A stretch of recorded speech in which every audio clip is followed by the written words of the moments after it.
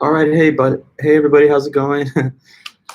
This is crazy, right? But we're doing this live. So I know it's still not class time yet. Some of you guys are probably not yet tuned in, but for those that watch it later, I just wanted to get started by saying welcome back to class, Coronavirus Edition 2020.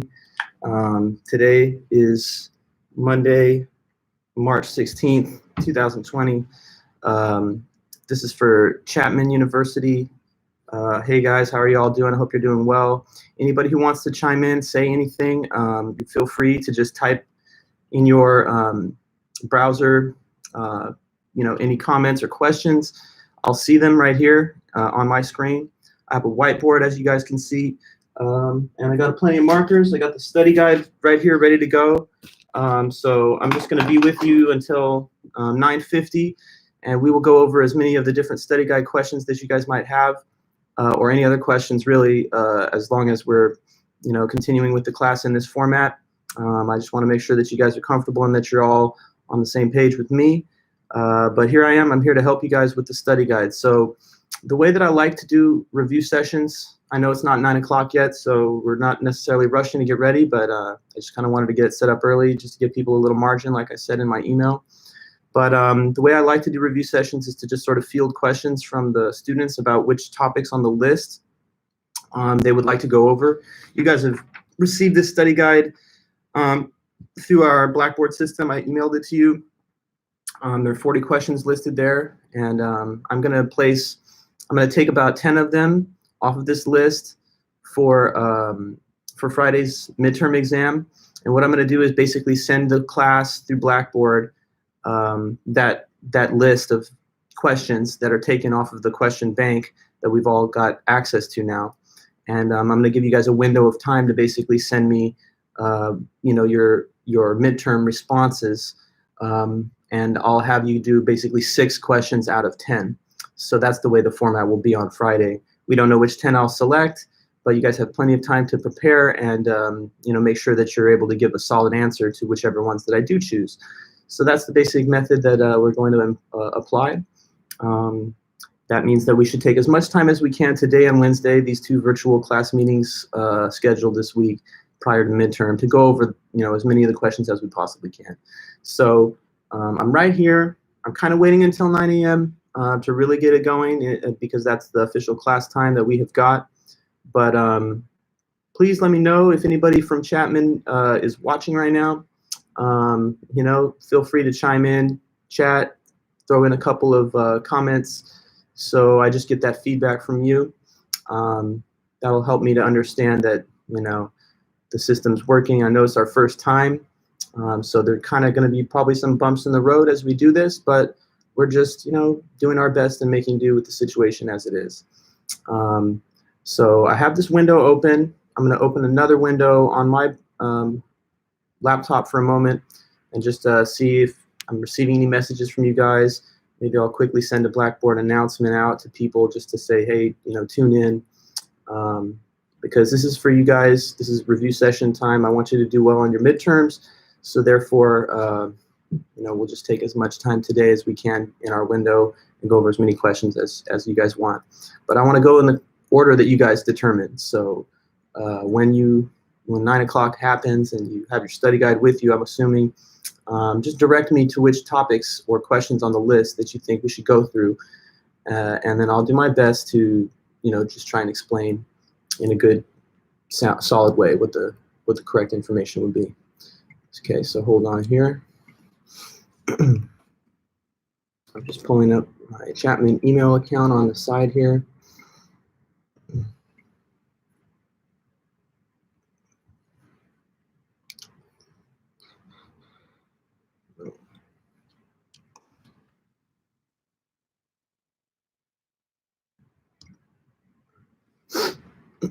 Okay, looks like we got 7. Good. That's good.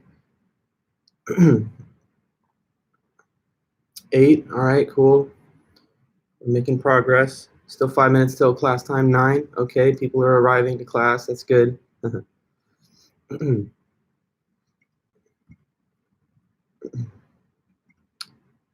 I'm just on my computer double checking to make sure there's no outstanding messages.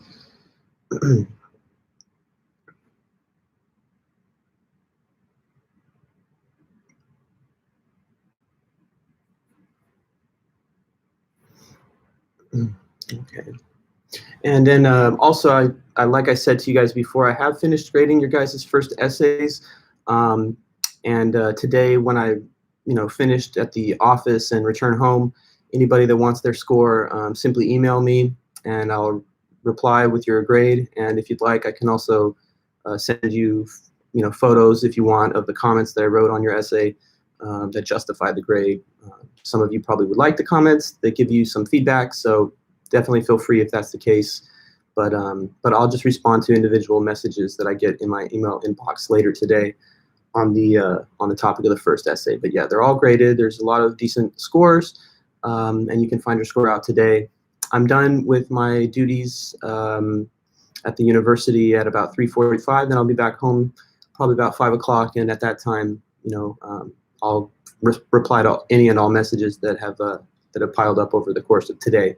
So you can get your first essay score, and we're starting to get prepared for the midterm on Friday. Then you guys will be off to spring break, even though I guess you're already kind of on a spring break, if you will. But we still have a little bit of work to do in our class anyways. So still 3 minutes till 9, no big rush.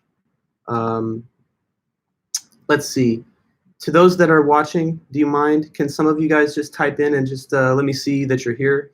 That'd be really good for me just to know that I've got some good attendance. I see 13 people are watching, but I would love, to just see if you could type your name or something, anything at all. That'll be the first time that we have the interaction on this YouTube live cast. Some of you maybe are using your phones. If that's the case, maybe it's harder for you to type. But I would advise that when you get a chance, watch it on your laptops if you can, or your desktops. Okay, Eric, how are you? Good to see you. All right, so there's one. I see 14 people are now watching. That's nice. Trevor, hey, nice to see you, Trevor. Good. Okay, so yeah, I see your guys' comments. I don't think that they show up to the class, but when students ask me questions, good. Nice to see you, Matthew, Elon, Carly, Mason, Brian, awesome. Okay, good. Good to see you guys. Hope you're all doing well and staying healthy during the quarantine that we're all kind of under as a country right now and as a planet. Brian, thank you. Good to see you too. Okay, we're getting close to class time. Just be ready to hit me with whatever questions you have from the study guide. Olivia, nice to see you. Riley, awesome. Okay, I'm glad this is working for you guys. Sorry for the inconvenience. Nothing much that I or we could do. Hi, Olivia. Hi, Riley, Brian, Mason, Carly, Elon, Matthew, Trevor, Eric. Okay, so we're getting a good group going. And I will archive these videos so you can watch them at any later time also, even though it's best to get the little bit of live interaction while the class is happening, but they'll be on the same YouTube channel that you're watching now, so you feel free to just tune in and watch later if you need to for your review or anything else. Emily, hi. Okay, so yeah, I have a whiteboard. I'm here in my office. I think it's easy enough to see it. And yeah, let's go ahead then. I mean, it's pretty much 9 o'clock, so let me know what's good. You have questions. Hey, Quinn, nice to see you there. You guys have questions, and I'm happy to help. So right now, let me know. Tell me which questions on the study guide you'd like to go over, and we will begin right now when you're ready. So let's see. I'm looking for your comments, and when you post a comment, hey, Ella, nice to see you there. When you post a comment, I'll give you my best response, and students feel free to question or comment in the midst of me talking too. But right now, it's review session time. Class is in session. Welcome back. Review session. So here's the study guide. You guys should have the study guide for your participation in this little session right now. Hey, Lucas, Cameron, nice to see both of you guys there. We're fully live, and let me get the questions and let's go. I'm ready to talk to you guys to help you with your midterms. Any questions at all? Just like, you can tell me a number from the list that you're looking at, and I'm happy to talk with you about it. That's the point today. It's not a lecture, obviously. These are review sessions. That's according to the schedule. So so I'm ready to go, but let me hear from you. What's the first question that anyone would like to go over? Hey, Hugh. Hey, Trevor. Okay, so I see a question from Trevor about number 19. And let me also answer one question from Eric. Okay, so Eric asks, how in-depth in general should the answers be, like a couple sentences or more? Well, the thing is, you're going to get a little bit more time to respond to these questions than what would have been the case if we just had a physical class meeting. On Friday morning, I'm pretty much going to give you guys the test form in your email inbox. I'll send it to Blackboard at 8:30 a.m. And then I would just like you guys to respond with an attachment to me. That will be your midterm exam that you'll attach as an attached file. And you're going to have until 10 a.m. to submit it. So you get 90 minutes to work on the questions, and I'm only going to give you 6. So I think you should give me the most detailed and complete answers that you're capable of. Depending on the question, the level of writing can vary, and it can vary from student to student. But I tell people always to try and provide the most maximal answer, not the most minimal answer. So, I mean, general guidelines, maybe something like a paragraph or 2, depending on the case. But if a good, solid, detailed paragraph is probably going to be enough to answer most questions. Nonetheless, let me get into a specific question I see here. That's just about the test in general. But Trevor asks, what about number 19? So I'm looking at 19. It says this. Explain the test that Everett suggests for gaining evidence that a certain type of being does not exist.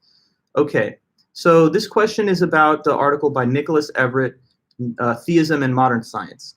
And if you guys remember this article, I believe it's on page 66, where he lists an argument which tries to give conditions for establishing that some being does not exist. Okay, so how did the argument go? The second premise of the argument then says, but the world does not display change C. And so the conclusion that's deduced is that that means, therefore, there is evidence that the being does not exist. Now, in Everett's article, he utilizes a thought experiment, a hypothetical scenario, to address this argument. He gives the case of a shipwrecked sailor who is trying to find whether there's another survivor that's also on the island.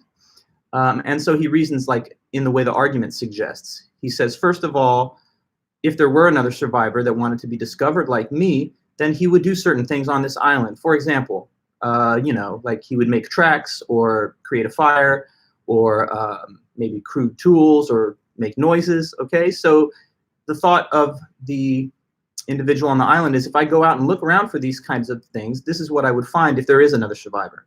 So let's imagine that he goes to the island looking for those signs but doesn't see any. At that point, he would have evidence that there is no such other survivor. And so it's basically that kind of conceptual argument that he uses to try and lay out conditions for establishing that a being does not exist. Basically, gain a sense of what type of behavior the being would do if it did exist.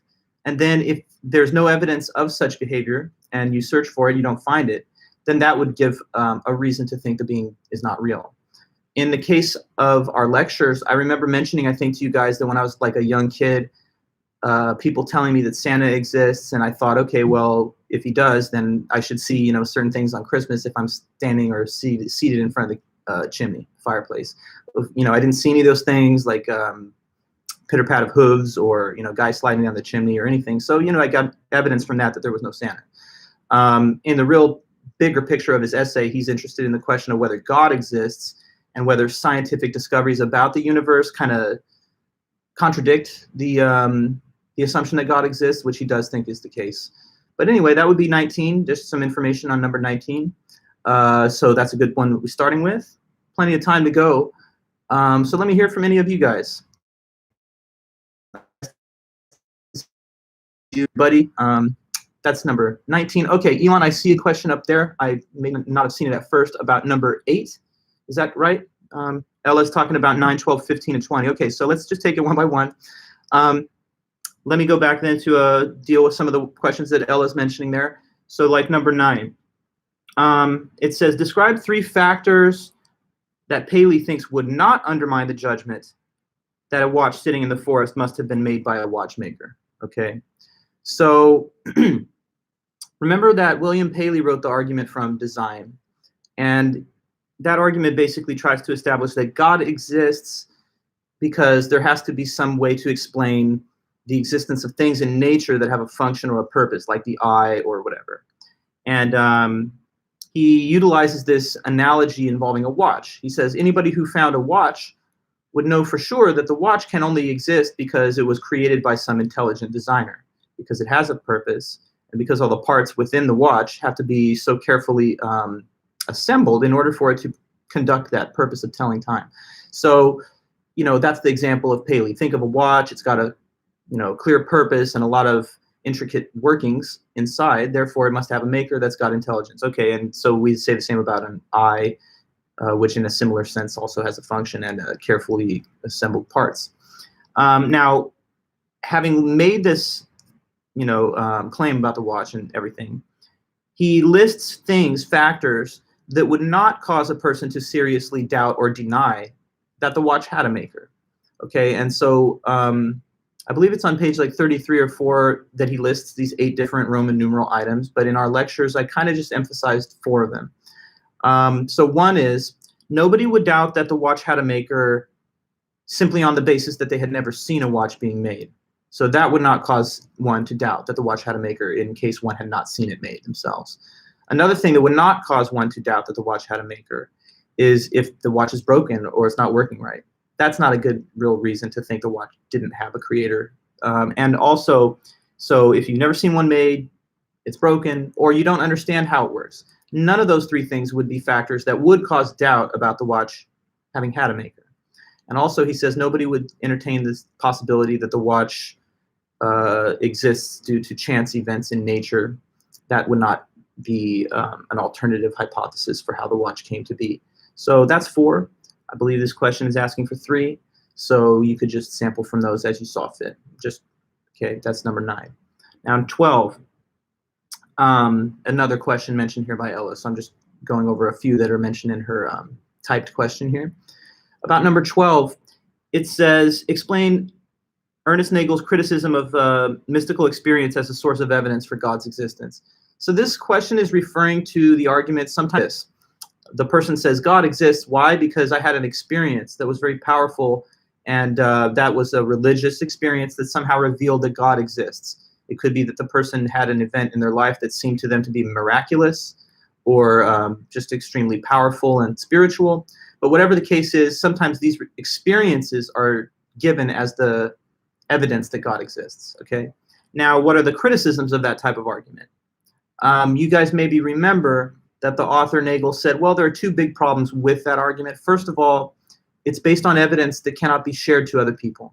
Because if a person did have a religious experience, whether it's correct or not, whether it's real or not, it cannot be, let's say, exhibited to other people so that they can also partake in the experience and then gain a sense of its reality. So it's private evidence that cannot be shared. That's one problem. And then the second issue is that when it comes to these claims of religious experiences, there's also different natural type explanations for those reported experiences that don't have to do with the divine or with the supernatural. So a person might just believe that the one who claims to have had an experience like that was suffering from a psychotic episode or was on drugs, or it could be anything, you know. So since there are other ways to explain the reported experiences, and since the experiences themselves cannot be shared, that makes the argument, to some anyway, seem to be weak. Okay, so that would be a way of looking at number 12. Number 15. This is also given, you know, questions I'm hearing about from Ella, and I see you, Lucas. Number 16 we can talk about in a moment, yeah. But since I saw it first, number 15, really fast. An objection to Pascal's wager. Okay, so there's a couple that we studied in this class. So first of all, you can object to the wager on the basis that Clifford gave, which is that it's not okay, it's wrong to believe things without sufficient evidence. Always, anywhere, for anybody, that's wrong. And he uses his ship owner example to make that objection. So he thinks that Pascal's wager is bad because Pascal tells us, believe in God, but just do that because maybe you'll be right, not because you could prove it. And if you're right, that would be good. But Clifford doesn't think that's the right reason to believe things, just because you hope to believe, or you hope that the thing is true. You need solid evidence, so Clifford thinks, and that's his point. Another objection could be the sort of idea of Robert McKim. McKim said that God's hidden, okay? So you can't just look around and see him in the same way as me or anybody else. So since he's hidden, maybe he's or not. Then that would also eliminate the stakes that are given in the wager, because the whole wager is based on the entire idea that God rewards those that believe and punishes those that don't, in case he exists. But if we make the assumption that God existing didn't even care whether you believe or not, then there would be no real reason to think that you should fear disbelief or have hope for a reward in case you do believe. Okay, so that's some ways of looking at it. Objections to the Pascal wager. Some people make additional objections, like is it possible to determine what you believe on the basis of a voluntary decision? Doesn't have to be like, can you basically choose what to believe? And some people say, how do you really know how God deals with souls in the afterlife, even if he exists? But the two main objections I would say for that particular question, we're looking at 15, would be like Clifford or McKim. So since we're close to those questions on the list, number 15, let's go ahead then, Lucas. We can talk about 16. I just sort of addressed it in passing, so you'll notice that too, that in some of these questions there's a little overlap because some of the topics kind of bleed into each other. But what 16 is about is the ship owner example of W.K. Clifford, all right? So Clifford is trying to make a point here. He's just trying to show that it's not right, it's wrong to believe things without sufficient evidence. And he uses the ship owner example to try and argue that. So the ship owner example is, imagine this. There's a guy who owns a ship. The ship is in really bad condition. It's probably going to sink, but he wants to let it sail anyway, because if it makes it back, he'll maybe benefit from the profit of the last venture. So he wants to hope and believe and wish that it will come back, but the evidence would indicate otherwise, that it's not likely to make it at all. Anyway, he believes, therefore, based just on his hope, not the evidence, that it will come back, and he lets it sail. And Clifford says, now, this could play out where the ship actually does sink. Of course, if that happens, we know he did something wrong. But if it didn't sink, it's still wrong, okay? Just like, a drunk driver that manages to not hit anybody, they still did something wrong, because the very fact that they were willing to place people at risk and in harm's way without any good evidence that it would work out is wrong in and of itself. And so he says, the thing that's bad about this ship owner is that he has this credulous character. He believes the ship will make it, but he has no good reason to believe that. And so he just kind of warns us against having a credulous character. He says it's bad, it's harmful. The ship owner example is supposed to display this. And, it can lead to social harm and self-harm. It makes you a poor judge of what's true and false. It makes you unable to face uncomfortable facts. And it also could spread that same tendency to other people. So it's a bad thing to have a credulous character, the kind of character shown by the ship owner. And that's the point of that example. And it's supposed to generalize, of course, from, not just the one random made-up case of ships, but to any situation that a person is in where they could have formed a belief based on solid evidence, but they chose to just go with what they hoped to be true. Okay, so that would be 16. Now, I also still haven't talked about 20, which is a question that Ella mentioned there. So about 20. It says, how is this actual world or universe not appropriate as an expression of God's intentions, according to Nicholas Everett? So, yeah, you guys remember maybe that what Nicholas Everett was talking about there is that if God had created the universe just for the sole sake of human beings to inhabit it, then he imagines that God would have made the universe a certain type of way, basically on a human scale and revolving around human interests and concerns. So he said that if God made this universe just for us, first of all, we would have appeared very early in universe history. Second, that we would have longer after the other non-human animals. And third, the universe would not be so much bigger than the Earth. And then fourth, that the Earth would be in the center of everything, in the middle of the universe. But as he continues to explain, the scientific consensus based on research that's been done would seem to indicate that none of those things are actually true. So the kind of universe we're living in does not seem to be, he thinks, the kind of universe that you would assume God would create if he had made it for just us. Because first of all, human beings, according to the scientific view, did not exist at the beginning of the universe at all, very, very, very much later in time. Second of all, we did not appear even that much soon after the other animals. It took billions of years even on the Earth's surface for mammalian life and intelligent, bipedal vertebrates like us to exist. So we're not early in the universe's history or on the history of the Earth. The third thing is that the cosmos, the universe, is vastly larger than the planet Earth on orders of magnitude that are hard to even appreciate. But basically, we're a tiny little speck in this giant universe, and therefore we also have a lot of space that it sort of doesn't make sense why it would be there if everything was created just for humans.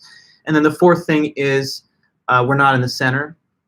We rotate around the sun, so we're not even in the middle of the local solar system that we're a part of, far from it to be the middle of the whole universe. So he would see these as four different reasons that the universe doesn't appear to resemble what you would think if it was the creation of a god just for the sake of humans to inhabit.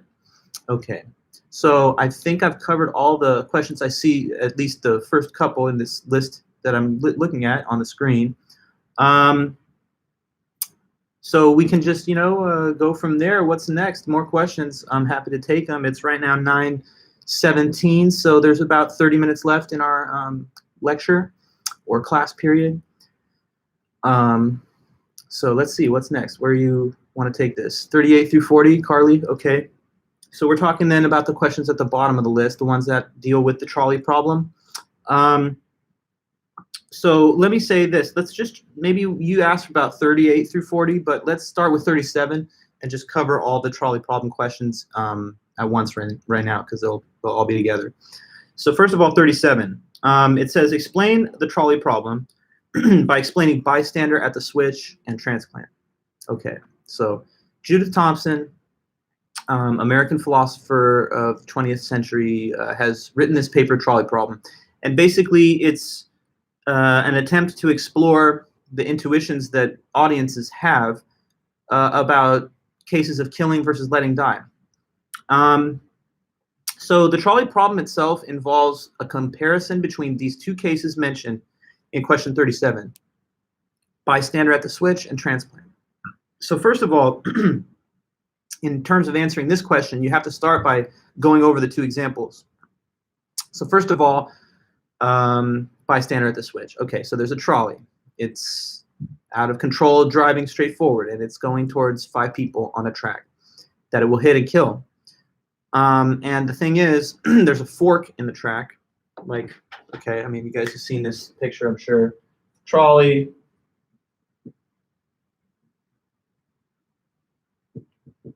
Going straight ahead, 5 people are on that track.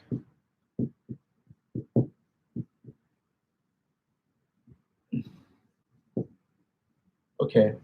And then there's also this alternative stretch of the track where there's just one person. Now, in the bystander case, this guy's passed out and he can't do anything to hit his own switch, but there's a bystander standing by with a switch that they can flip. Now, in the bystander case, the question is asked to the audience. If this man or woman, whoever flips the switch, sending the trolley in that direction, is that morally permissible, or is it wrong? And most people say that it is not wrong, that it is morally permissible. In other words, it's okay, morally speaking, for this guy to send the trolley over in that direction. Okay, that's just what most people in a given audience say over and over again when this kind of poll is, stated in reaction to the case. But there's also this other case, right, which is the transplant scenario. And in transplant, I mean, we just had like these 5 people that are dying of different type of organ failures. And there's one person that could be used to save their lives, like say this guy here, but he'd have to be killed to save those 5 by having his organs taken and given to the 5. And when people are told about the transplant case, right, the vast majority of people say that is wrong. Okay, so here, let me just make it very clear to you. The trolley problem is this question about why do most people say that the bystander is not doing anything wrong, but the transplant surgeon is doing something wrong? That's the problem. The problem is to ask, why do audiences judge those two cases differently, such that they think of the transplant action as a wrong action, but the bystander as not a wrong action? That's the problem itself. So all you have to do in terms of 37, if this question were to come up, would be to give these two cases and, you know, say for the reader that the moral dilemma, the puzzle, is to determine why audiences react in these two divergent ways to our given scenarios. Because, you know, in the two cases, there's 5 dying versus 1. And in this case, the act which prevents the greater loss of life is considered not wrong. But in this case, it is considered wrong. So that's just the problem. Why do people think it's wrong to do the transplant thing, but not the bystander thing? Okay, now 38 says, what is Thompson's discussion of man on the bridge? Let me jump around, though, because I think the best order for my explanation for you guys is to say what her solution is, first of all. And so let's go to 39, and we'll get to 38 after that. So 39 asks this question, well, what is Thompson's solution to the trolley problem? Okay, and here's what her solution is. She says that it's morally permissible to shift or redirect a threat from a bigger group of people to a smaller group of people as long as it is the same threatening thing.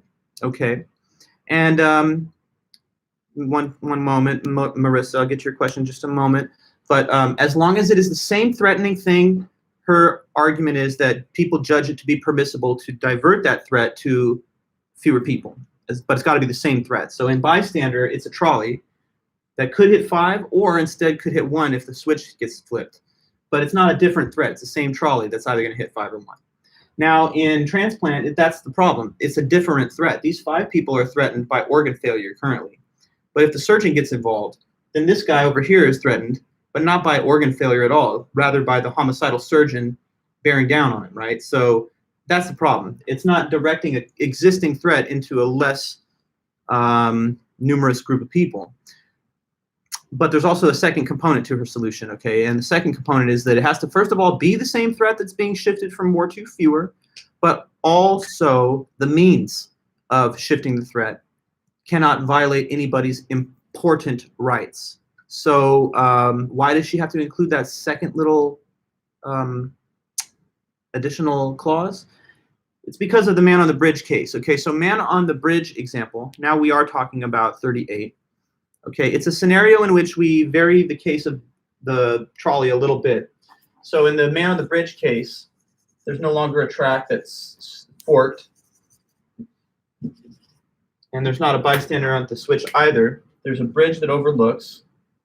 There's this person and then let's say a large gentleman. Okay, so large man on the bridge, if you will. In the man on the bridge case, we are told to consider this. Imagine that the trolley is directly headed towards the 5. The bridge that stands over it has got 2 people, one that's sufficiently, let's say, large to block the trolley. If he's pushed over and toppled onto the path of the oncoming trolley, he'll stop it from hitting 5 and then save their lives, but at the cost of his 1 life. And this case is a case where everybody says, well, wait, that is wrong. That is wrong. But it shows that she had to add an additional clause because just as it's stated, this is the same threat, a trolley for 5 or the same trolley for 1. What makes it wrong in this case is that it violates the second little additional clause because the means of diverting the threat here is not the mere touching of a switch, but the push of a person, which violates an important right they have not to be, let's say, pushed or assaulted physically. So the way that the threat gets redistributed matters, not just that it's the same threat, but also that the way of diverting it doesn't in itself violate important rights. So this would be the point of the man on the bridge case, to demonstrate the necessity for that second little element of the principle that solves the problem, according to Thompson. And then finally, loop case, all right, the loop case. So this loop case was given by Thompson to kind of shoot down to the trolley problem that she does not think ultimately works. So she considered the Kantian solution to the trolley problem as well. The Kantian solution attempted to solve it as follows, that in the different trolley cases, the victim who is hit by the trolley when the switch gets touched is not really used as a means. but the man in the transplant scenario that's killed to save the other 5 is used as a means. And so a Kantian might argue that the reason that the audiences are having these different responses to transplant versus trolley is that it's wrong to use someone as a means, and that's what is done in the transplant case, but not in the trolley cases.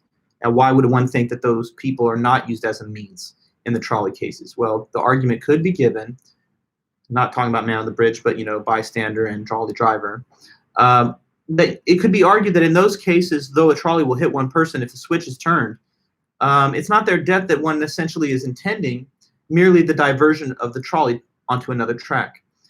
And ask yourself, if the person were not to have been on that other side of the track, wouldn't we still have saved those other people's lives? Yes, because hitting the person's not really what you want. It's just that you don't want the trolley to hit the big group. Now, in the case of transplant, though, if somehow the victim that would be killed to save the 5 were to disappear completely right at the point of action, then you would no longer have the needed organs to have saved the 5 lives. So it seems that he's really used in a very concrete, vivid way as a means, this transplant victim. But the guy on the wrong side of the track is not used as a means, as it were. The loop case is supposed to eliminate this solution, because what the loop case does is it returns us to a scenario in which the guy on the trolley track is used as a means. Because with loop, okay, with loop, the mechanism by which we'll avert the harm to the 5 is by sending the trolley over in this direction where there's a large man. And it says in this case that the track forms a loop. So the bystander standing by can switch this track, in which case the trolley will just hit the one and it'll stop its forward momentum at that point. If it's not switched, it hits 5, and the 5 is enough to stop it also. But when the loop case is given, audiences generally react by saying that this is also not wrong. So if this isn't wrong, but transplant is, then we've undermined the availability of the Kantian solution, because now it appears as if both cases involve someone being used as a means, and yet the different moral judgments persist.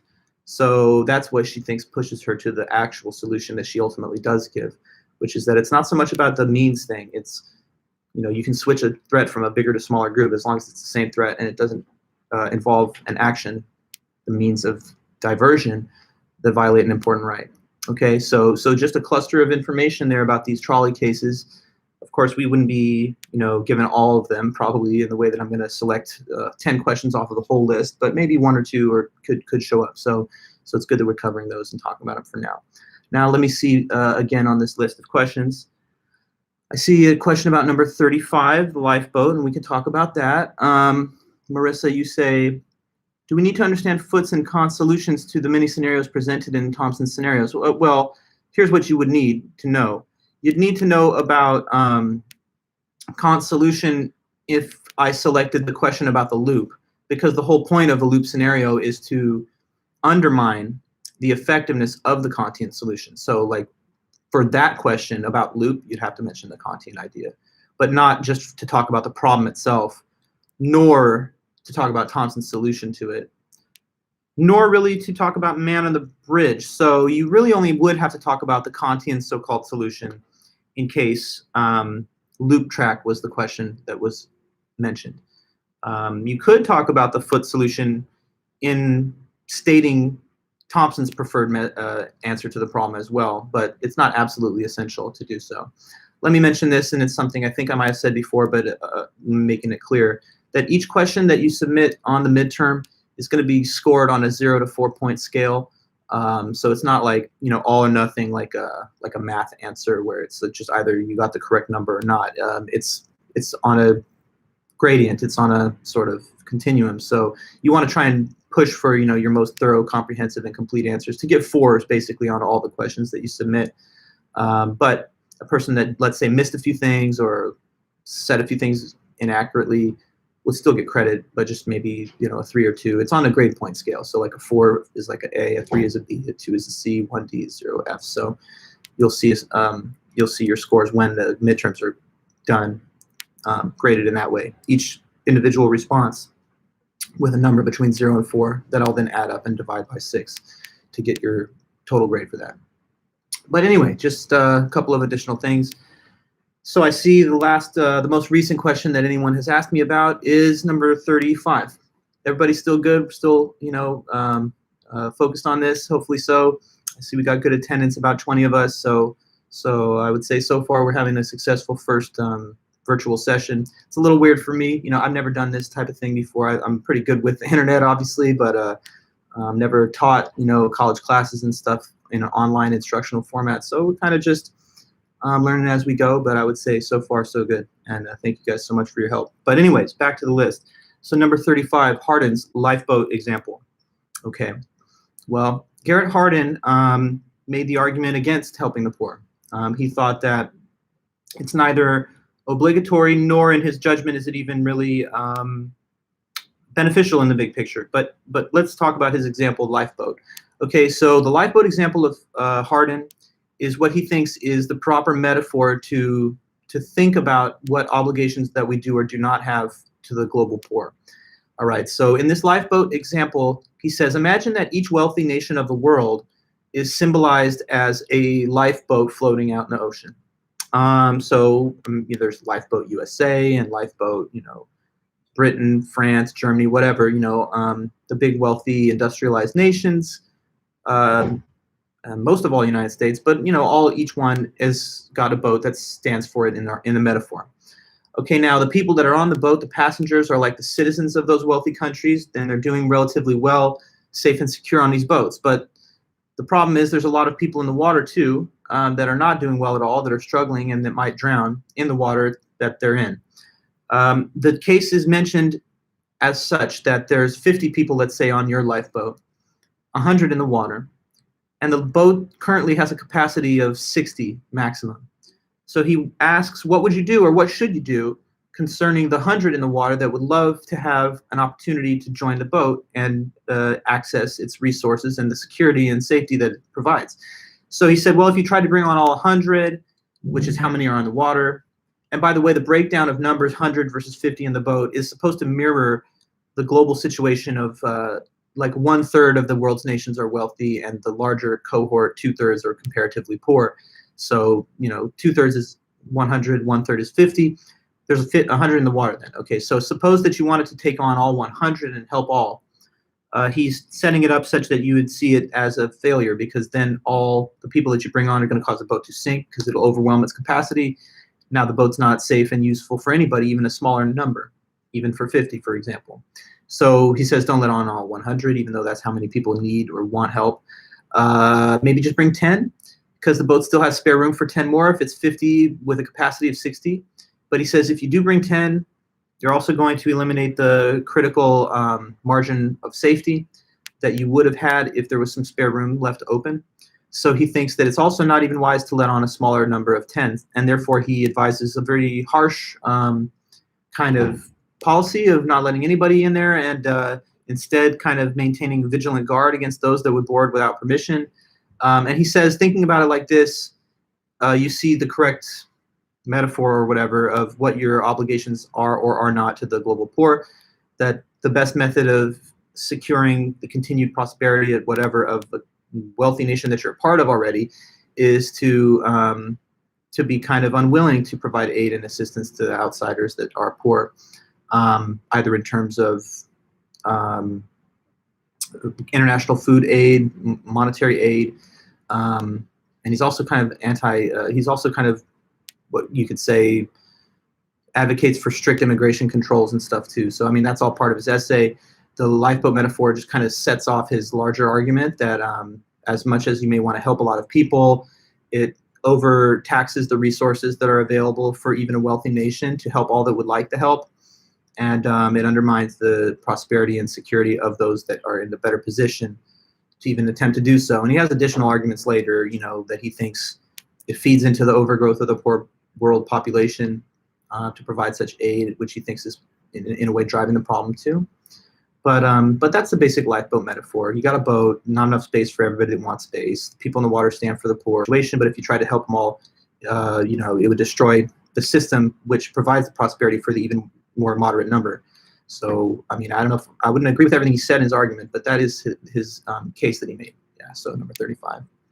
So we still have a little bit of time, everybody. I mean, it's 9:36. I'm gonna, I'm gonna cut class right at 9:50 because I have another one coming up for you Chapman students in a different hour. So I have to start their review session right at 9:50. But we still have time, so not to worry. Let's get in another one or two if you have additional questions, and then we'll just continue in the same way on Wednesday.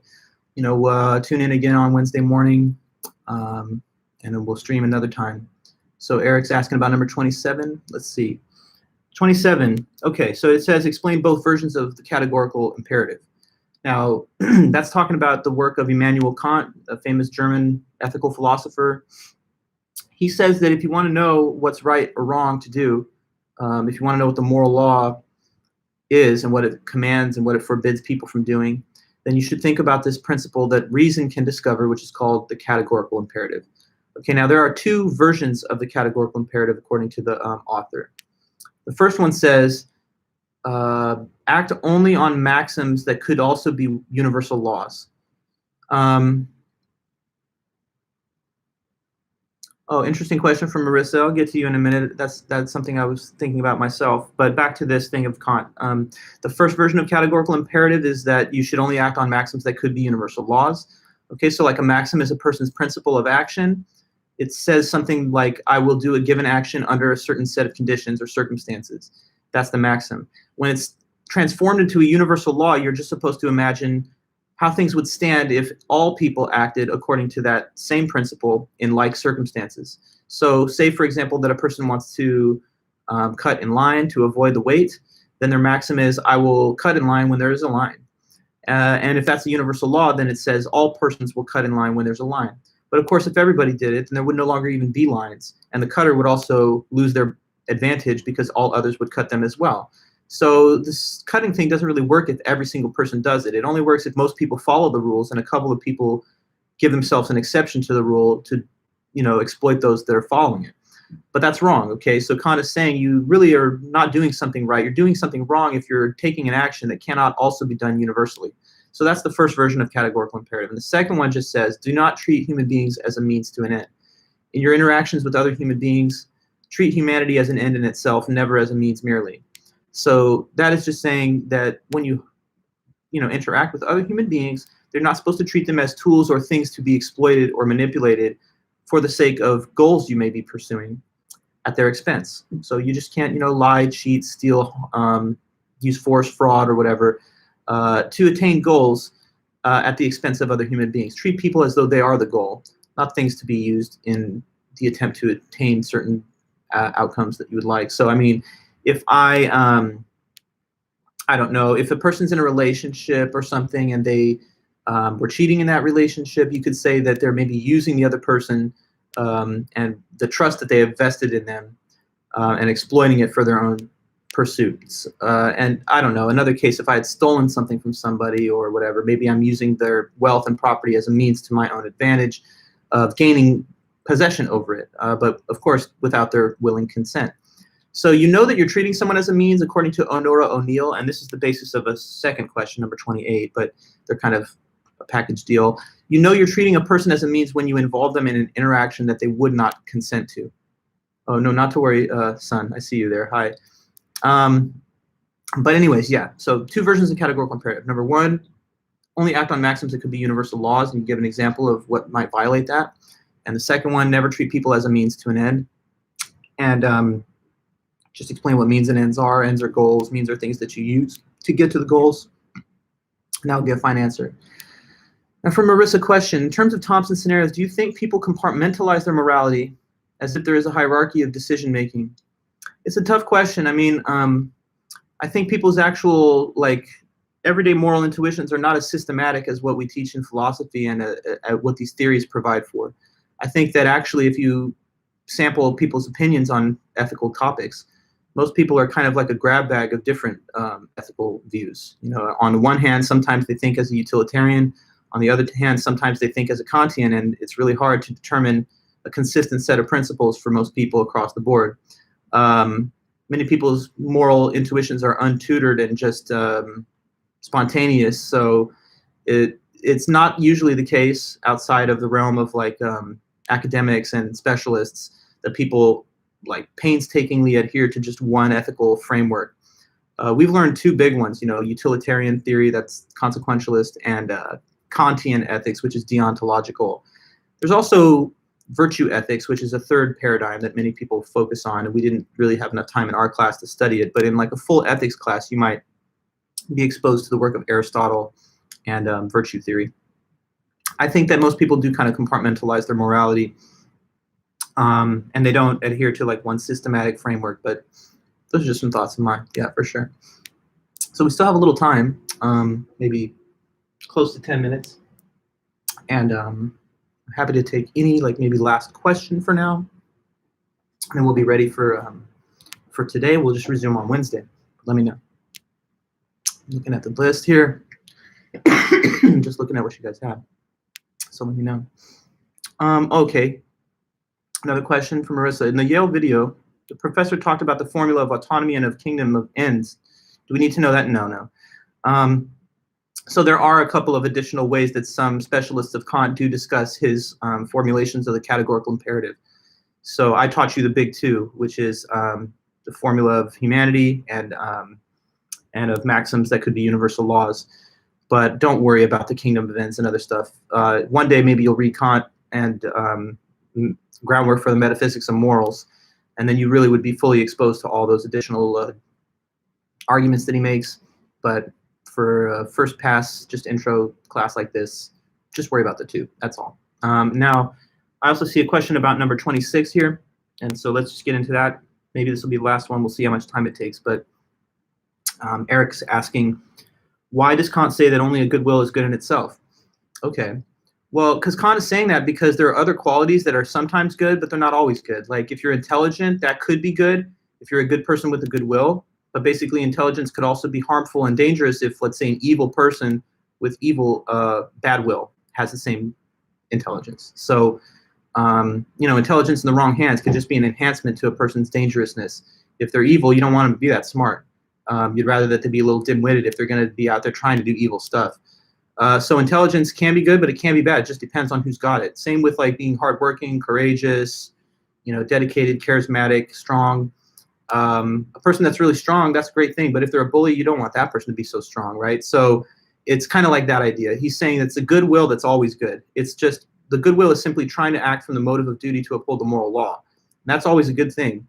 But we cannot say that intelligence, happiness, or anything else is always unconditionally good. They can be bad if they're possessed by the wrong type of person with bad will. So having a good will is what he thinks you should focus on first in your moral life, because let's say just trying to become the smartest person or the most resourceful or something else is not necessarily a guarantee of moral character in the end, because you could be the smartest person that's really evil or whatever. So that's information on number 26, and he does talk about it right at the beginning, first paragraph of his writing, so you can go back and see that in the text too. And I would advise anybody in the same way that as you look through these questions and you prepare for the midterm, they're all taken from the book. None of these are special topics that are just from my head. In fact, I don't really have any thoughts. I just teach philosophy, and information is coming straight from the book to you. So it's like you're talking to these old philosophers more than me. Nobody really knows what I think, not even me, but I try my best to teach you the concepts in a clear way. So, I don't know, parting shots, one last question, anybody? Maybe, let me see. Looking at, live chat over here. Well, how about this? Let's just say we're getting close to 9:50 and we've had a good session, first session on the online. Keep tuning in. We're going to do it every day that we would have had class. So, through this week, we'll be doing this. And then next week, we'll have spring break, obviously, and we'll all be away. Then when we resume, it'll be online for the remainder of the semester. We kind of had a weird semester this year, but we'll always remember it. It'll kind of be seared into our memory in a weird way. And so I guess we're enjoying something special in that sense. But thanks everybody. Thanks, Lucas. One last thing. Can you end the video in true YouTuber form? Yeah, please comment and subscribe. Dr. Vulich, and this is this is going to be where we'll be watching lectures. In philosophy, that's the way it should be. I'm just playing. But anyway, yeah. Thanks, guys. Have a great one, and I will see you soon. But take care and be healthy.